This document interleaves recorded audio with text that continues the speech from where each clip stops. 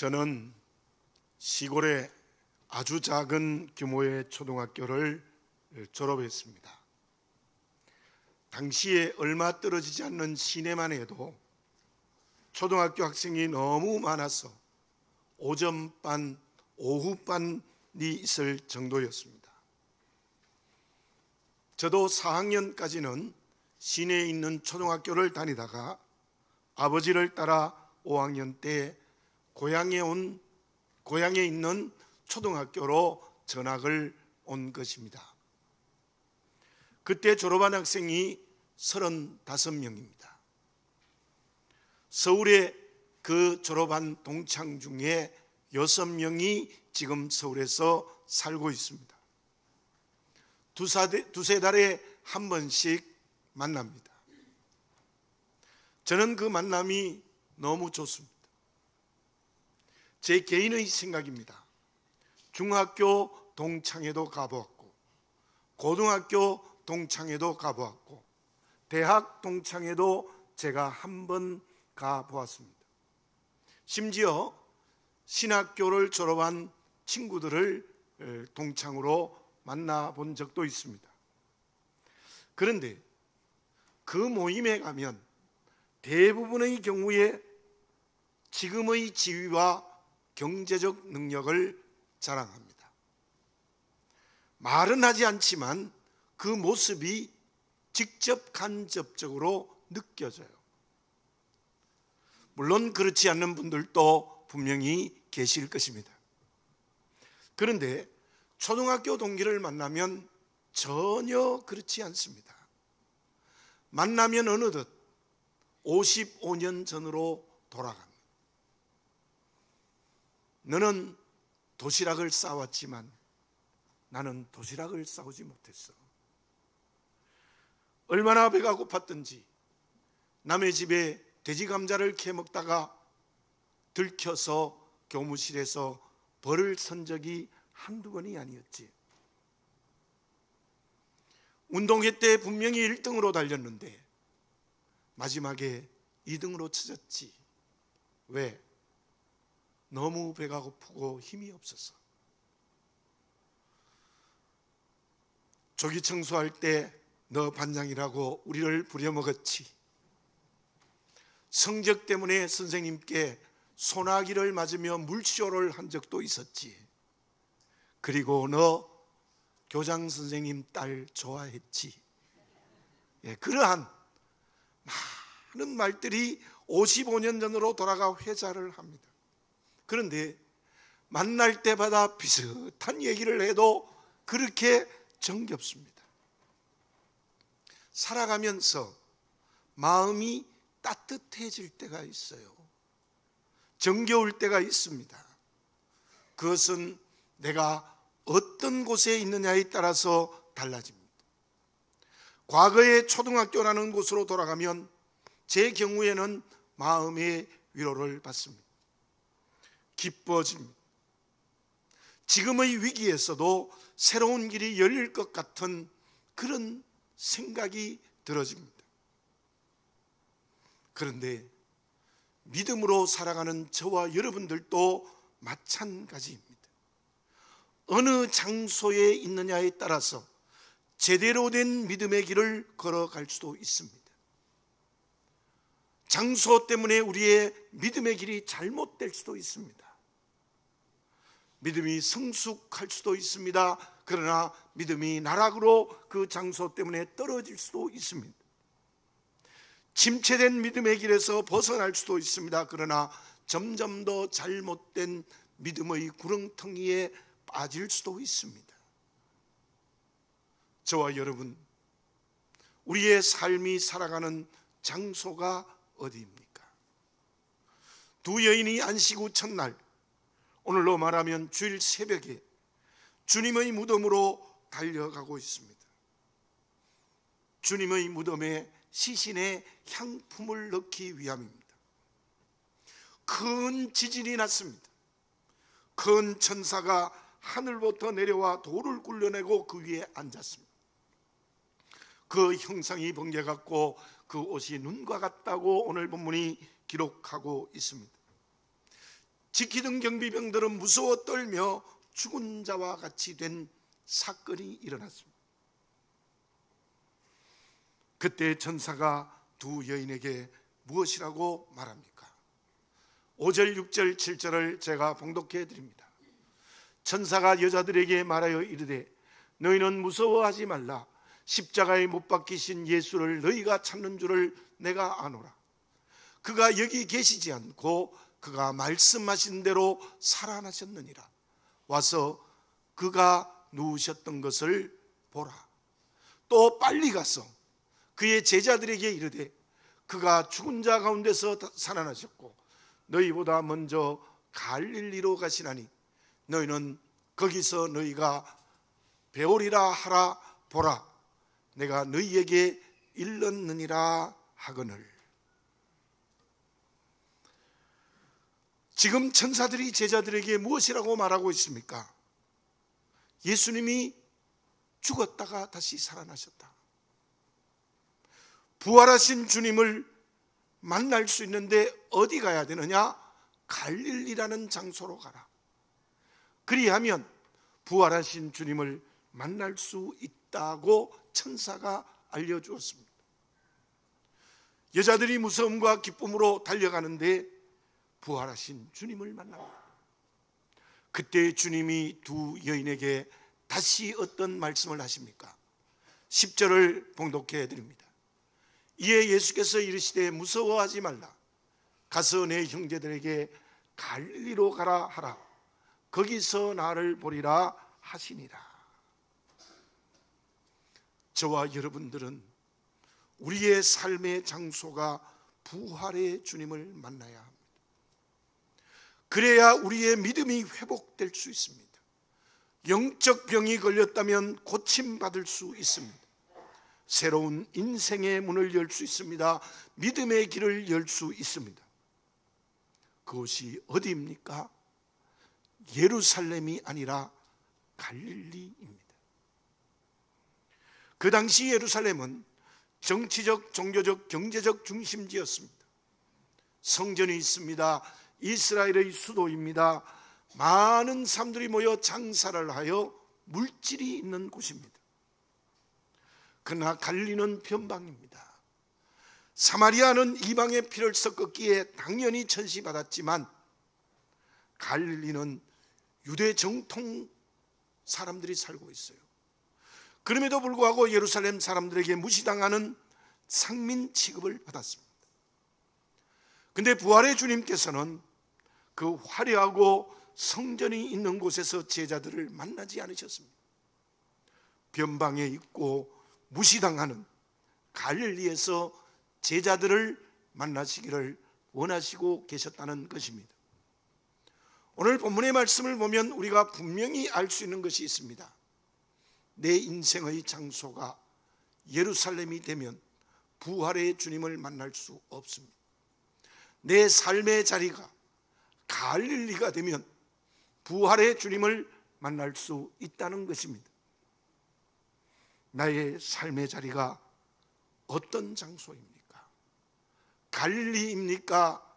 예루살렘입니까? 그러면 나의 삶의 자리가 갈릴리가 되어야 부활의 주님을 만날 수 있다는 것이 무엇입니까?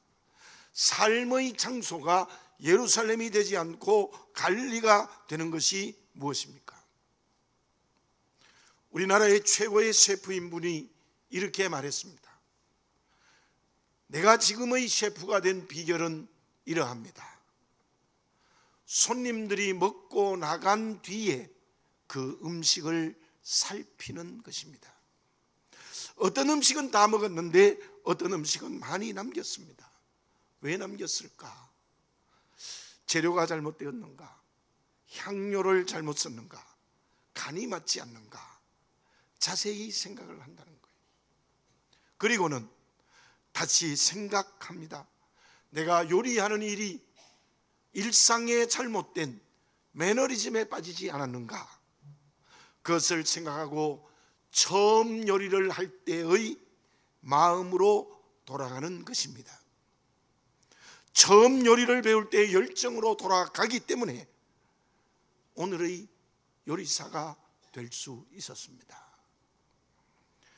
오늘 나의 삶의 자리가 갈릴리가 되어 부활의 주님을 만날 수 있는 곳이 어떤 장소입니까? 왜 갈릴리에서 부활하신 주님이 제자들을 만나 주십니까? 주님이 예루살렘에서 심한 배척과 십자가에 죽으셨기 때문에 갈릴리로 가셨을까요? 갈릴리는 환영을 했기 때문에 갈릴리로 가셨을까요? 그렇지 않습니다. 주님은 환영과 배척에 이끌리시는 분은 결코 아니었습니다. 아니면 고향이 그리워서였을까요? 이 세상의 수많은 사람들은 출세하고 성공하고 돈 많이 벌면 고향으로 가서 자랑하고 싶어요. 예수님도 죽었다가 부활하셨으니 고향에 가고 싶었을까요? 주님은 지역주의에 매인 분이 절대로 아닙니다. 그렇다면 왜 갈릴리에서 제자들을 만나기 원하셨습니까? 마태복음 4장 17절에 이러한 말씀이 있습니다. 이때부터 예수께서 비로소 전파하여 이르시되 회개하라 천국이 가까웠느니라 하시더라. 그 말씀은 주님의 공생의 사역을 시작할 때 첫 일성이었습니다. 그 사역의 출발지가 갈릴리입니다. 부활하신 주님은 그 사역의 출발지가 갈릴리였기 때문에 그곳에서 제자들을 만나기를 원하셨을까요? 물론 그런 의미가 있다고 생각합니다. 그러나 더 중요한 것은 제자들에게서 찾아야 합니다. 마태복음 4장 18절에서 22절에 보면 베드로, 안드레, 야고보, 요한은 모두 갈릴리 해변에서 주님의 부름을 받아 제자가 되었어요. 그때 그들은 어떤 응답을 했습니까? 배를 버렸습니다. 그물을 버렸습니다. 절대로 쉽지 않습니다. 대대로 내려오던 생업, 그걸 과감히 버렸습니다. 심지어 가족도 두고 주님을 따라왔습니다. 그때 제자들은 예수님께 생명을 걸었습니다. 오직 주님만을 사랑하는 열정이 그 제자들에게 있었습니다. 마태는 갈릴리 가버나움의 세리였습니다. 예수님이 나를 따라오너라는 말씀을 듣고 즉시 그 모든 생업을 버리고 주님을 따라갔습니다. 역시 열정과 생명 거는 일을 한 사람이 마태입니다. 짐작할 수 있는 것은 유다가 고향이었던 가룟 유다를 제외한 11제자는 모두가 다 갈릴리에서 부름을 받았고 그들은 모두 갈릴리에서 주님의 제자가 되는 첫 사랑의 열정을 가졌습니다. 그런데 그 사랑의 열정, 생명까지도 바치겠다는 그 마음이 어디서 무너졌습니까? 예루살렘입니다. 제자들은 주님과 함께 예루살렘에 갈 때에 꿈이 있었습니다. 예수님이 메시아 왕이 되면 이 나라를 로마로부터 독립하고 가난한 자의 문제를 해결할 거다. 그러면 예수님이 왕이 되면 나는 권력의 높은 자리에 하나를 차지하겠다는 꿈이 그들에게 있었던 것입니다. 그런데 주님이 십자가에 죽으셨습니다. 그때 모든 제자들은 주님을 배신했습니다. 그들의 꿈은 깨어져 버렸습니다. 처음 사랑의 열정은 간 곳이 없습니다. 주님께 생명을 걸겠다는 마음은 다 사라져 버렸습니다. 오히려 패배자로 전락했습니다. 그 제자들의 인생 전체가 무너지고 말았습니다. 부활하신 주님께서는 제자들의 꿈이 무너진 곳, 주님을 사랑하는 열정을 잃어버린 곳, 패배자가 되어 인생에 무너졌다고 생각하는 곳에서 만나지 않으셨습니다. 제자들이 주님을 위하여 생명을 걸고 사랑한 곳, 그리고 예수님을 통하여 꿈을 꾸었던 그곳에서 만나기를 원하셨던 것입니다. 사랑하는 교우 여러분, 저를 포함해서 나의 예루살렘은 어디입니까? 나의 갈릴리는 어디입니까? 지금 나의 영적 상태는 어떻습니까? 주님을 가장 사랑하고 있습니까? 주님을 통해서 주시는 사명이 꿈이 되고 있습니까? 내 모든 것을 주님을 위하여 사용하고 있습니까? 그렇다면 갈릴리입니다. 부활하신 주님을 만나서 살아가고 있습니다. 그런데 반대이지 않습니까? 제자들이 예루살렘에서 주님을 배신했듯이 나도 주님 앞을 돌아서서 말씀을 거역하는 삶의 걸음을 걷지 않습니까? 주님을 사랑하는 것은 이미 옛날 얘기가 되지 않았습니까? 주님께서 주신 사명의 꿈은 다 깨어져 버리지 않았습니까? 믿음의 길이 잘못된 일상의 습관에 빠져버리지 않았습니까? 그렇다면 부활의 주님을 만나고 있지 못합니다. 그렇다면 예루살렘에 서 있는 나의 모습입니다. 예수님께서 제자들을 갈리에서 만나서 어떻게 하셨습니까? 소극적으로 보면 제자들의 배신과 실수와 죄를 완전히 용서하셨습니다. 저 개인적인 생각입니다. 주님이 십자가에서 여러 말씀을 하십니다. 7마디의 고백을 하셨는데요, 그 중에 이런 고백을 하셨습니다. 주여, 저들의 죄를 사하여 주시옵소서. 저들이 하는 일을 알지 못하고 있습니다. 죄를 사하여 주옵소서. 그 주님의 십자가상의 기도는 분명히 만인의 죄를 사하고 저와 여러분들의 죄를 용서하시는 말씀이었을 것이 틀림이 없습니다. 그런데 저는 이 말씀을 읽다가 이런 생각이 들었어요. 예수님께서 특별히 그때 제자들의 죄와 배신과 실수와 잘못을 용서하시는 말씀이 아니었을까? 왜냐하면 예수님께서 제자들을 갈리에서 만나자 하신 곳은 제자들의 모든 죄를 용서하시기 위함입니다. 그리고는 더 적극적으로 보면 제자들을 믿었습니다.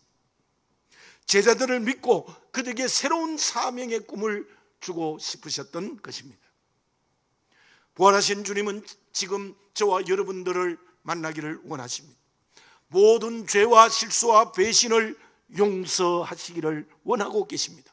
그리고 저와 여러분들에게 믿으시고 새로운 사명의 꿈을 주시기를 원하십니다. 저와 여러분, 이제 주님이 부활하여 살아계신 때입니다. 부활주일이 지난 첫 주일입니다. 우리 모두 그 주님의 품 안으로 돌아서는 새로운 결단이 우리에게 있어져야 될 줄로 믿습니다. 그것이 부활의 주님을 만나는 갈릴리입니다. 야곱을 봅시다. 그는 베델에서 하나님을 만났지 않습니까? 형을 속이고 아버지를 속이고 모든 기업을 받고 난 다음에 형이 죽이기도 하니까 겁이 나서 보따리 하나 싸들고 외삼촌 집으로 도망가는 길에 베델에서 800예하고 꿈을 꿨을 때 하나님이 천사를 통해서 나타나 말씀하십니다. 가나안 땅을 너와 내 자손에게 주겠다. 내 자손을 티끌 같게 해주겠다. 내가 너와 함께하고 떠나지 않겠다.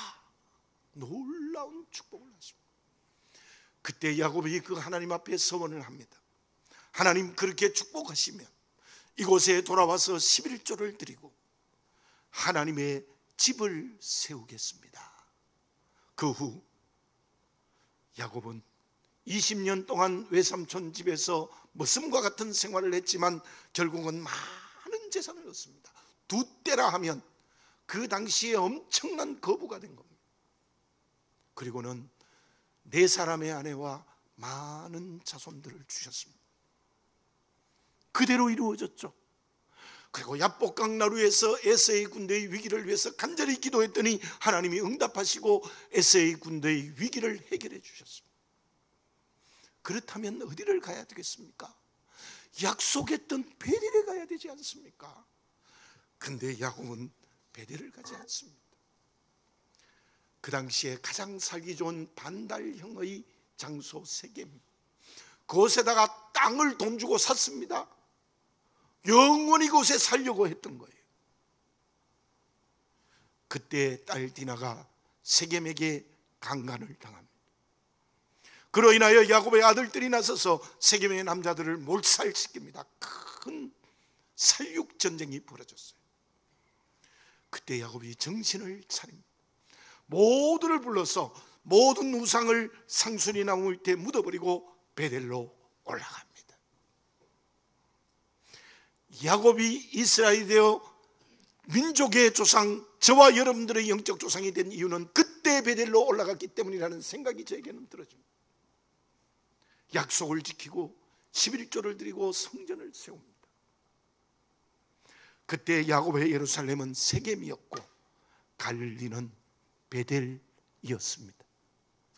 말틴 루터의 종교개혁의 목표는 초대교회로 돌아가는 겁니다. 천년의 캐톨릭의 정신이 기독교 정신을 다 망각해버렸습니다. 면죄부를 팔아서 베드로 성당을 지으려고 했던 것. 그러므로 그때 루터의 종교개혁은 본래의 기독교 정신, 초대교회로 돌아가는 겁니다. 첫 바른 믿음으로 돌아가자는 운동이 종교개혁이었습니다. 요한계시록을 받은 수신자는 소아시아의 7교회입니다. 그 첫 교회인 에베소 교회에게 예수님이 어떤 말씀을 하셨습니까? 요한계시록 2장 4절입니다. 그러나 너를 책망할 것이 있나니 너의 처음 사랑을 버렸느니라. 이 에베소 교회는 주님의 첫사랑을 잃어버려서 그 다음 말씀을 보면 그 첫사랑을 회복하지 않으면 촛대를 옮기겠다는 심판의 말씀을 하십니다. 처음 사랑을 잃어버리면 교회를 없애버리겠다는 하나님의 심판의 말씀이 에베소 교회에 있고 실제로 에베소 교회는 없어져 버렸습니다. 내 삶의 자리가 어디입니까? 예루살렘이 아닙니까?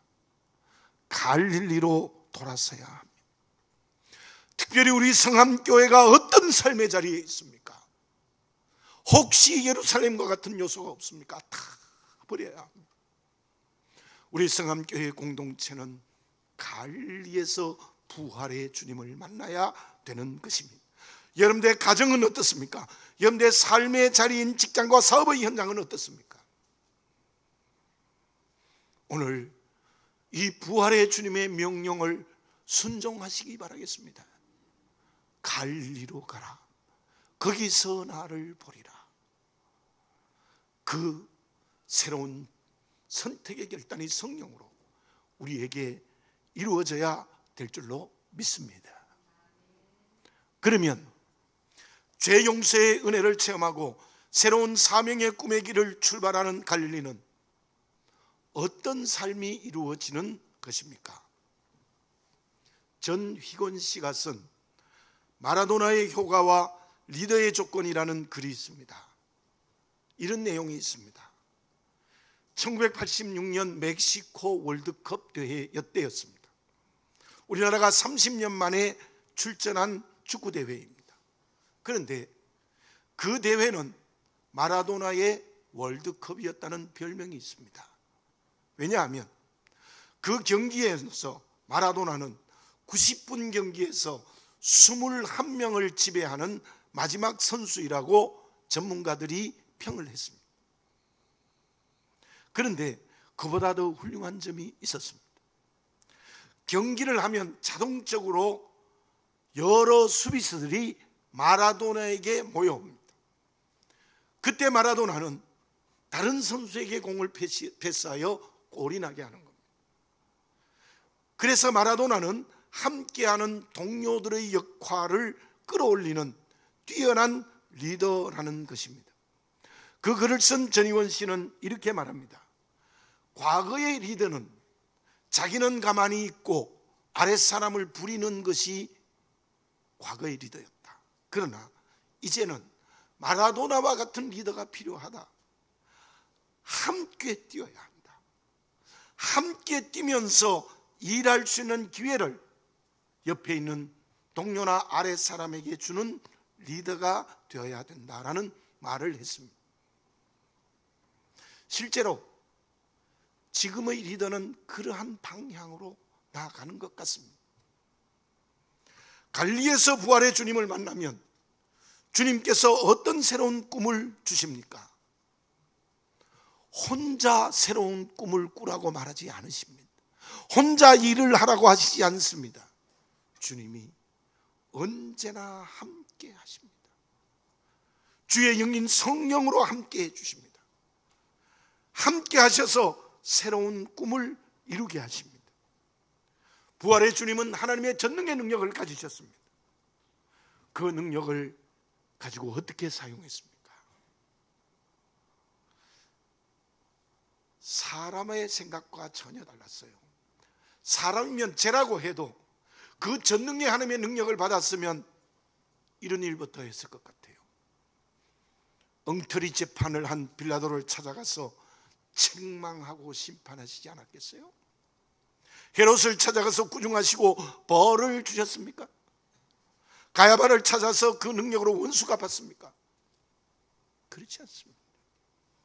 주님은 하늘과 땅의 모든 권세, 전능의 능력을 가져서 그들을 찾아가지도 않으셨고 복수하지도 않으셨습니다. 어떻게 하셨습니까? 18절, 19절, 20절을 제가 봉독해 드립니다.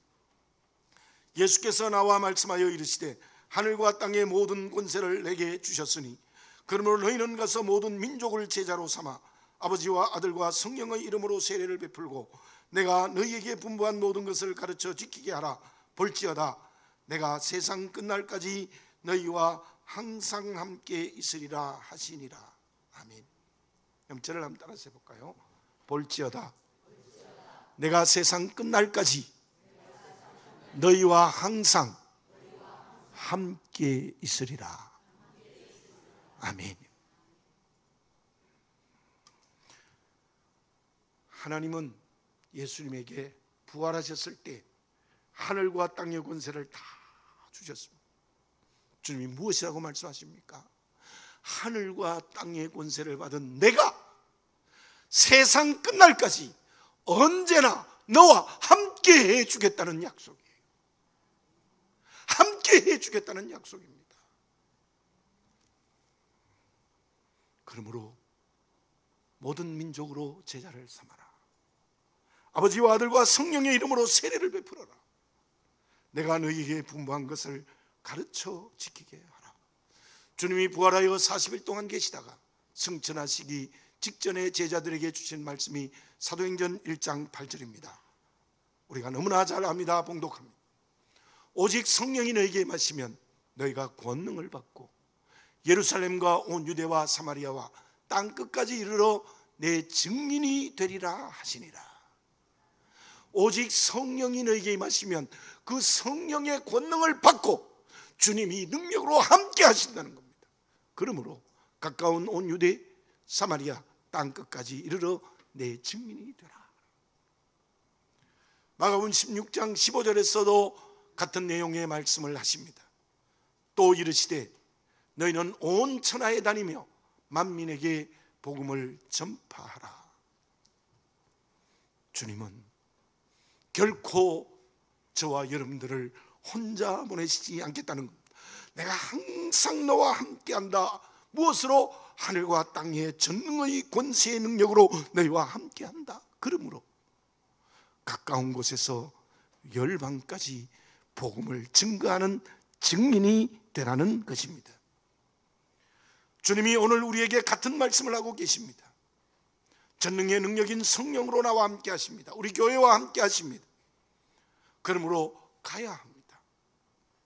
그것이 부활의 주님께서 제자들에게 주신 명령이며 오늘 우리에게 주신 새로운 꿈인 지상 명령입니다. 믿지 않는 가족에게로 가야 합니다. 소외당하고 상처받고 울고 있고 눈물 흘리는 이웃에게로 가야 합니다. 세속의 노예가 되어 있는 친구에게 가야 합니다. 잘못된 독재 권력 아래에 있는 우리 민족인 북한에게도 가야 합니다. 특히 우리 교회는 베트남으로 가야 합니다.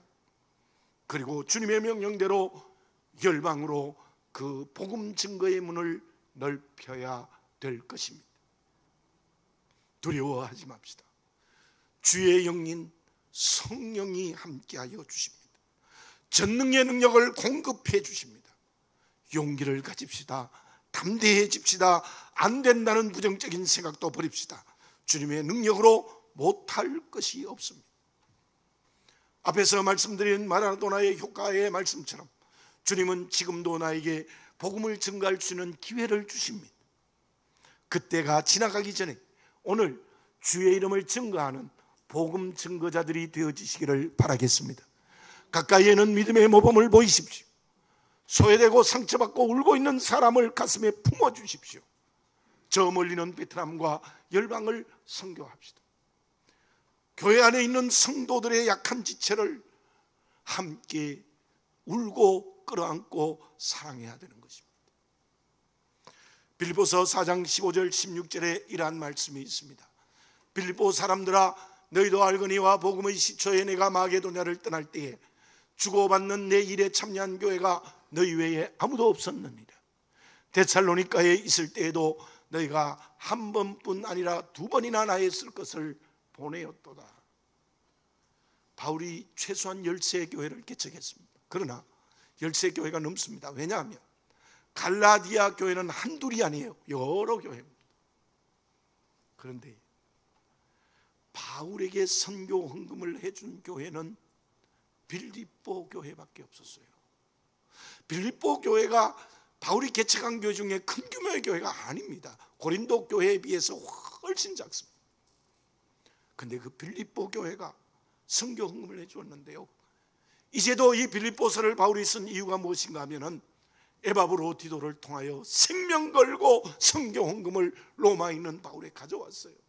그래서 에바브로 디도가 전해주고는 그 자리에 열병이 걸려서 죽을 뻔했지 않습니까?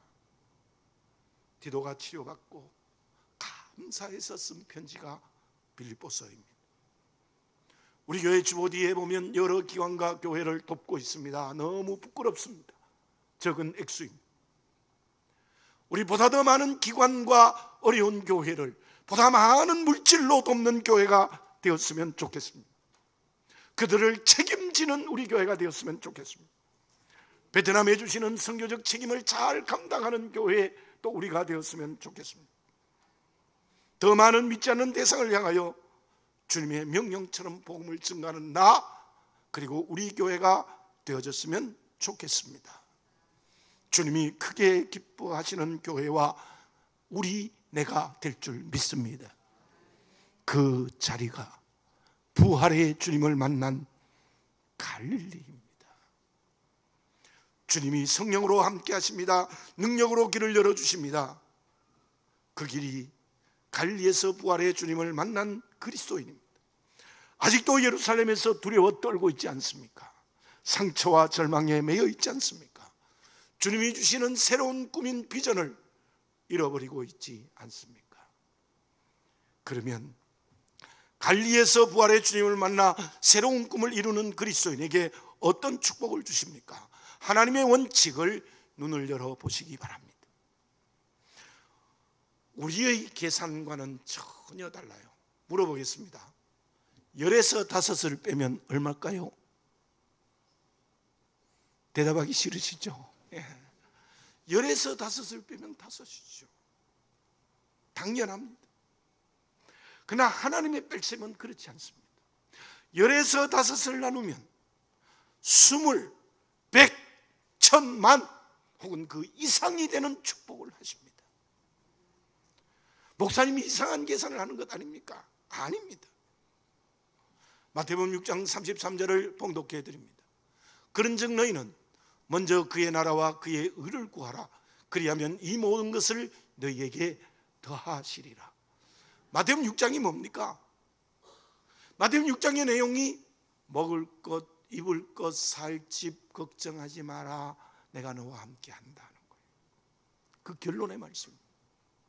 우리가 하나님의 나라와 그의 의를 먼저 구하면 갈릴리가 되어서 부활의 주님을 만나서 진정 내가 새로워져서 주님의 이름을 가까이서 멀리까지 증거하면 이 모든 것을 너희에게 더하시리라. 여러분, 내게 있는 것으로 하나님의 나라를 구하면 먹을 것, 입을 것, 살 것 하나님이 책임지고 축복해 주신다는 말씀이에요. 더해 주시는 축복이 주님의 계산법이십니다. 그 축복의 그릇이 되어지시기 바랍니다. 저와 여러분들은 지금 삶의 자리가 갈릴리입니까? 예루살렘이지 않습니까? 기도드리겠습니다. 거룩하신 아버지 하나님, 정직하게 나를 보게 해 주시옵소서. 아직도 갈릴리에서 상처와 절망에 매여 있고 죄로 두려워 떨고 있으며 패배자로 하나님이 주시는 꿈을 잃어버리고 있지 않습니까? 부활의 주님은 나를 갈릴리에서 만나기를 원하십니다. 내가 주님을 가장 사랑했던 때, 내가 주님을 위하여 내 생명을 바치고자 한 때, 내가 주님을 위하여 내 모든 것을 사용하고자 한 그때에 주님이 나를 만나고 싶어 하십니다. 그 주님을 만나, 그 부활의 주님을 만나는 영적 변화의 역사가 일어나게 해 주시옵소서. 그리하여 그 부활의 주님께서 주시는 명령님, 가까운 곳에서 멀리까지 주의 이름 증거하고 하나님의 나라 구하는 삶을 걸어가게 하옵소서. 그때 하나님께서는 땅의 기업도 풍성하게 축복해 주실 줄로 믿습니다. 아버지 하나님, 예루살렘에서 머뭇거리는 어리석은 자가 되지 말고 갈릴리에서 부활의 주님을 만나는 성령의 체험을 하게 하여 주시옵소서. 예수님의 이름으로 기도드립니다. 아멘.